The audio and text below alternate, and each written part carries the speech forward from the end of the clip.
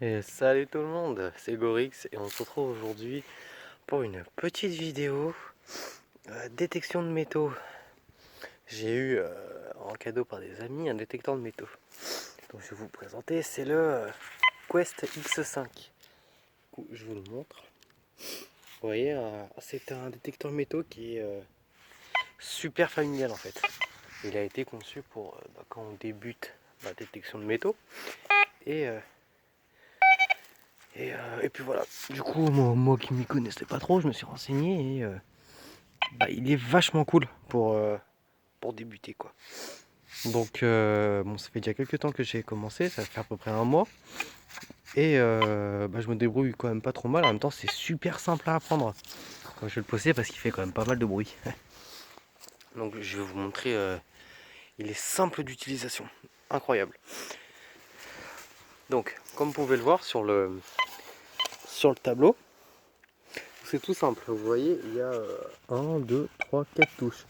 La touche là au milieu central, c'est pour régler les paramètres et tout ce qui est pour allumer et l'éteindre. Ici, c'est tout ce qui est pour régler la profondeur. Donc moi, je vous conseille de ne pas mettre trop profond, sinon il va détecter tout et n'importe quoi. Et vous allez vous retrouver avec votre machine sonne tout le temps, quoi. Là, le rond ici, j'ai pas trop regardé à quoi ça servait pour l'instant. Et ce bouton-là, c'est pour faire en fait une mise à niveau du sol, en fait. Pour que votre machine, imaginons qu'un jour vous faites sur un terrain qui est vachement humide, puisque la machine envoie des électro-ondes, et la machine n'est pas beaucoup plus bipée. Donc c'est pour ça qu'il faut souvent appuyer sur ce bouton. C'est tout simple, vous appuyez sur le bouton et vous faites des mouvements de va-et-vient vers le sol en fait. Ça va remettre à niveau votre machine et parfait.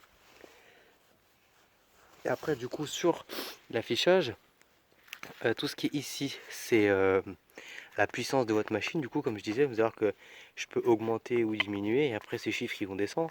En haut nous avons la batterie, je ne sais pas si vous la voyez bien.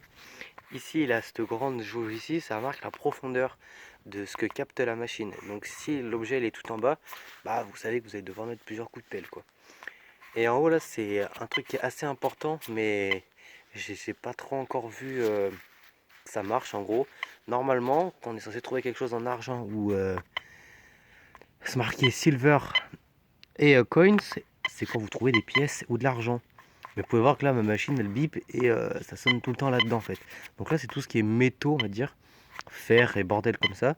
Tout ce qui est ici, c'est tout ce qui est en cuivre en fait. Et tout ce qui sera là, c'est tout ce qui sera or ou des choses que voilà, vraiment la machine elle va capter. Faut vraiment avoir de la chance quoi. Si vous voulez dire, ce sera sûrement des armes ou des trucs comme ça, vous voyez. Donc voilà. Bon, après, c'est tout simple d'utilisation, hein. C'est vraiment pas compliqué.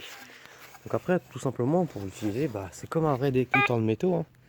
Vous avez juste à prendre votre machine et à balayer comme ça, de droite à gauche, sur votre terrain. Vous pouvez voir que ici, voilà, j'ai quelque chose, vous voyez. La machine, elle bip. Alors petit conseil, moi j'ai dû mettre ma machine trop forte, du coup elle bip un peu pour tout et n'importe quoi. Donc vous voyez, et après c'est vraiment rapprocher le signal pour qu'il soit le plus obtensible possible. Et dès que vous l'avez, et vous essayez de vous rapprocher. Donc vous voyez comme là l'objet il est dans cette zone là.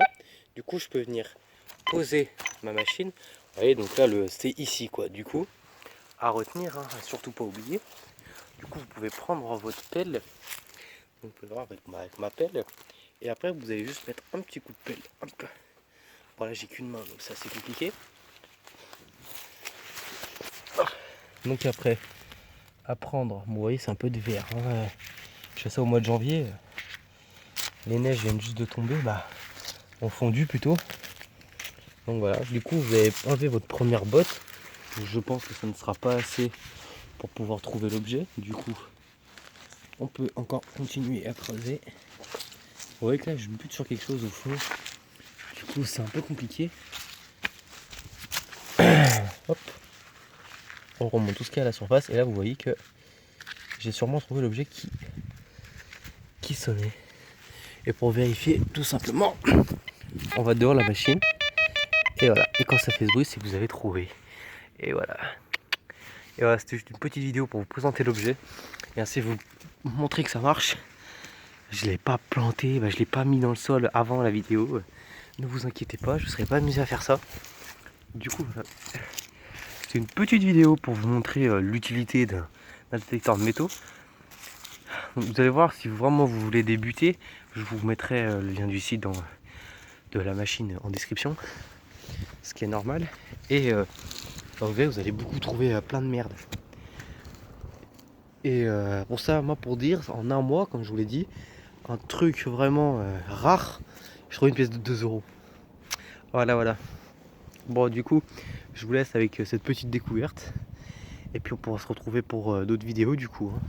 Vous me dites en commentaire si vous aimez bien, pour savoir si ce format vous plaît, si un jour vous voulez que je vous fasse une vidéo entière ou bon, en accéléré bien sûr, mais où je fasse que de la détection de métaux, ou même que j'invite des personnes et qu'on fasse un concours de celui qui trouve l'objet le plus rare entre guillemets.